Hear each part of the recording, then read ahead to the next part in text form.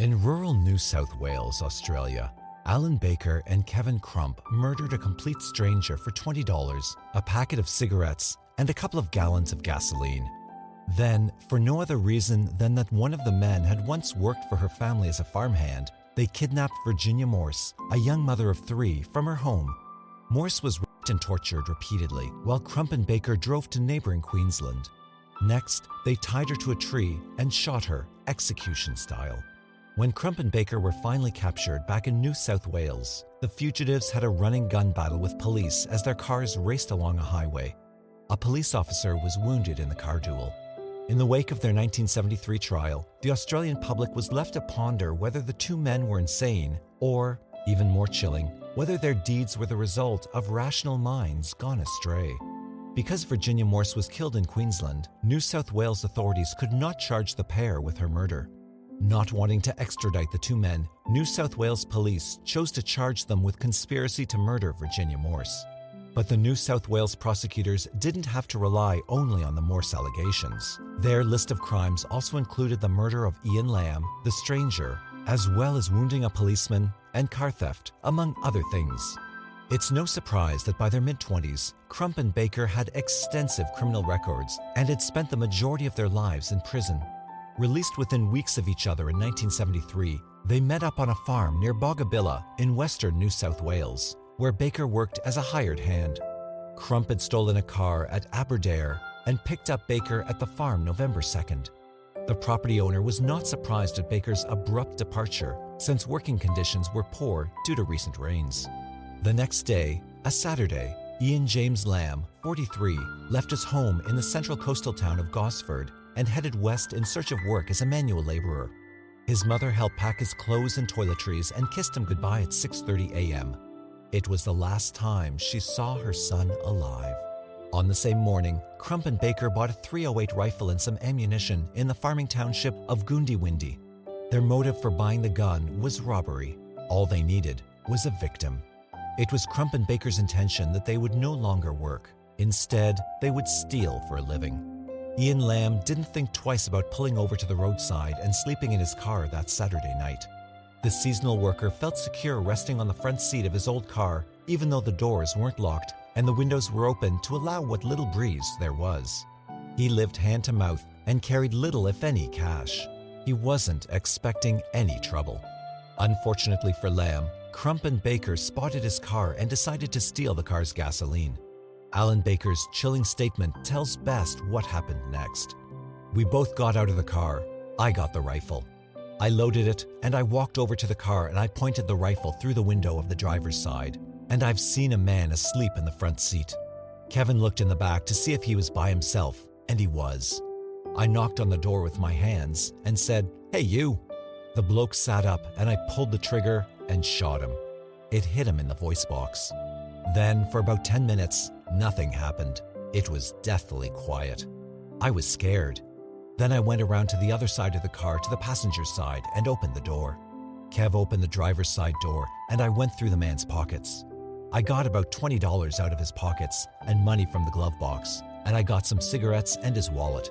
I don't think there was anything else, but I left it there. I noticed that the man had been drinking because there were some bottles of beer on the floor.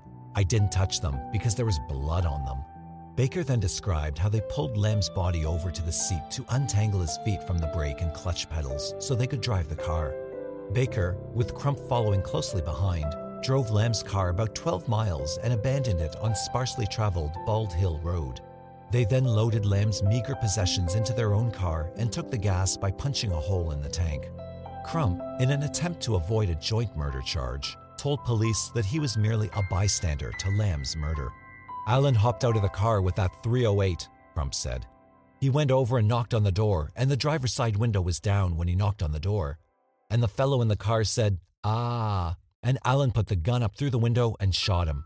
Just shot him through the neck. Here it was." Crump pointed to the center of his throat. Crump's denial of any role in the shooting made little difference. Regardless of who pulled the trigger, the jury convicted them both of murder. Having harvested what they could from Lamb's car, Crump and Baker considered what to do next. Baker decided that their next stop would be the Morse family home in Collarenebri. Baker had once worked there as a farmhand and remembered that there was a rifle in the house. perhaps there was money too. On the evening of November 6th, 3 days after the Lamb murder, they set up camp about 7 miles away from the farm. At first light, they went to an abandoned police station, which was only a few hundred yards from the Morses' house. They hid their car and began watching. Certain that they were undetected, Crump and Baker walked along a river and across a field where they hid behind haystacks. They then watched the morning routine unfold. Eventually, Virginia Morse's husband, Brian, drove his children to their school bus before heading off for a day's work in the fields. Once Crump and Baker were convinced that Mrs. Morse was alone, they made their way to the farmhouse. They made no attempt to hide their faces, yet this was the only place in the entire district where Baker was known and bound to be recognized. Was it their intention to murder Mrs. Morse? In a later interview, Crump said, "We talked about it on the way down from Goodawindi, and Allan said that if there was anyone on the property, they would recognize him and that we might have to kill someone." Was there any further discussion between the two of you along these lines? When we were behind the haystack, Allan said that if Virginia Morse was there, we would take her with us, and he thought the youngest kid was there because he didn't know he was going to school. When we got to the shack, the old police station, we put the petrol in my car, and Allan said we would have to get rid of her, but we would take her away and rape her first. Was there any discussion as to how she would be killed? Yes, we had the gun, so we would shoot her. When we got to the river, Allan said that I would have to prove myself and shoot her. Baker continued the narrative during his police interview. I went to the laundry door and waited near the lounge room door, and not knowing if anyone was home, I asked Kevin to go around to the back door and knock, and Mrs. Morse came to the back door where Kevin was, and I was behind Mrs. Morse with a rifle. I said, "Don't turn around," and she did. I took her in the bedroom and tied her up.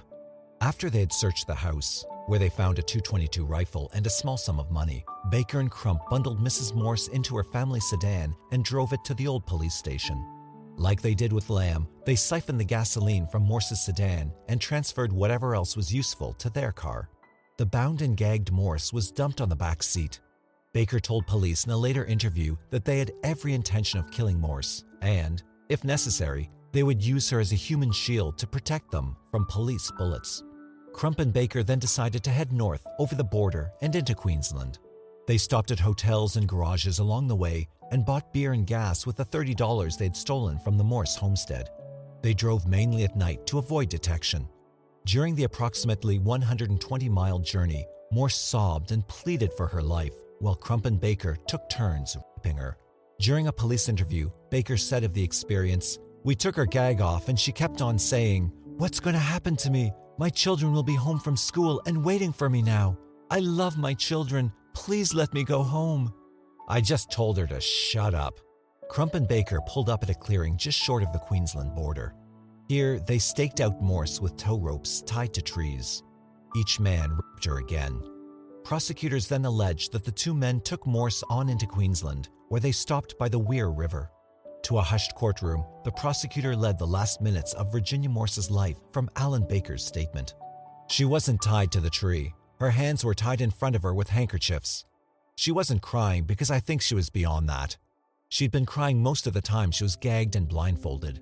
I aimed at her with a .308 and Kevin had the .222, and it was going to be like a firing squad.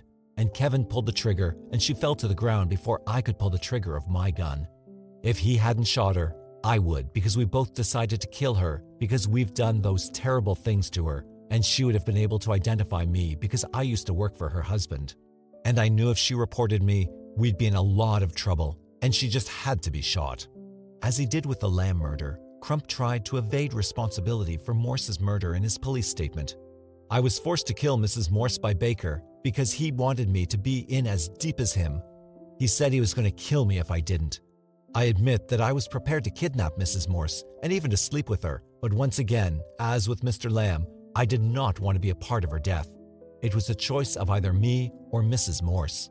Crime reporter Joe Morris recalled the court's reaction to the detailed first-hand accounts of the last minutes of Virginia Morse's life. There was a stunned silence. Women were sobbing, and Mr. Brian Morse sat there with his head in his hands. Crump and Baker were smirking at each other. They thought that it was a great joke. What the court didn't hear, as the evidence was suppressed as it was considered to be too shocking, was that Mrs. Morse had 3 branches inserted into her vagina and a beer bottle inserted into her anus. And it was also kept from public hearing that Crump and Baker were also alleged to have admitted to having sex with her corpse after she was dead. On November 13th, 10 days after Lamb's murder, Crump and Baker's stolen car was recognized in Maitland, near Newcastle, north of Sydney. When the first police cruiser approached Crump and Baker's moving car, they managed to force it off the road. Another cruiser drew alongside the pair. Baker opened fire through the rear window and wounded one of the officers with a bullet to his forehead. But Crump and Baker's car spun out, and after a brief chase and exchange of gunfire with other officers, the two men were finally in custody. At their trial, Crump and Baker pleaded not guilty to the 4 charges of murdering Ian James Lamb, conspiracy to murder Virginia Morse, maliciously wounding a police officer with intent to prevent lawful apprehension, and shooting at police with intent to prevent lawful apprehension. Both of the accused gave statements from the dock in their own defense. Baker said, "I did not mean to shoot the man in the car. The gun was a scare weapon. All I meant to do was to tie the man up and rob him. When I went over to the car and knocked on the door, I said, 'Hey, you!' and the guy in the car sat up suddenly and made a noise, and I jumped backward and the gun went off. I know we're responsible for the death of Mrs. Morse. I cannot forget it. And I know I should be punished for that, but we didn't agree to kill her till the day that we actually did it. When the police were questioning me about Mrs. Morse, I felt so bad about it, I just agreed to everything. That's all I can say." Kevin Crump also offered little excuse. "I did not kill Mr. Lamb. I agreed to rob him. I knew Baker had a gun. I never thought he would use it. In fact, I never intended to do any harm to Mr. Lamb except tie him up and rob him. As far as the death of Mrs. Morse is concerned, there was no agreement between me and Baker to do so. I was forced to kill Mrs. Morse because he wanted me in it as deep as him. He said he was going to kill me if I didn't." It took the jury 1 hour and 45 minutes to convict Baker and Crump on all charges. Baker showed no emotion at the verdict, while Crump appeared to stare at the floor and shudder. Mr. Justice Taylor then sentenced both men to life imprisonment. He said, "You have outraged all accepted standards of the behavior of men. The description of men ill becomes you. You'd be more aptly described as animals, and obscene animals at that. I believe that you should spend the rest of your lives in jail, and there you should die. If ever there is a case where life imprisonment should mean what it says, imprisonment for the whole of your lives, this is it." While Taylor was passing sentence on Crump and Baker, Virginia Morse's husband got up and hurriedly walked from the courtroom. In the early years of their incarceration, Crump and Baker lived quite happily as man and wife at Long Bay Jail's notorious Cattingal section. When a television camera crew was allowed through Cattingal in the late 1970s, the public saw how seemingly easy the two were doing their time. After the ensuing outcry, Crump and Baker were separated. It's unlikely they'll receive parole. All anyone has to do is look at Taylor's sentencing recommendation. If in the future some application is made that you be released on the grounds of clemency or of mercy, then I would venture to suggest to those who are entrusted with the task of determining whether you are entitled to it or not, that the measurement of your entitlement to either should be the clemency and mercy you extended to this woman when she begged you for her life. Crump and Baker are now in separate maximum security prisons in New South Wales. Some people build a life in prison, and when they're released, they don't have the social skills to blend in, so they use the prison rules in peaceful communities. Their intention was to have some fun before they get back home. Maximum security prisons were always their home.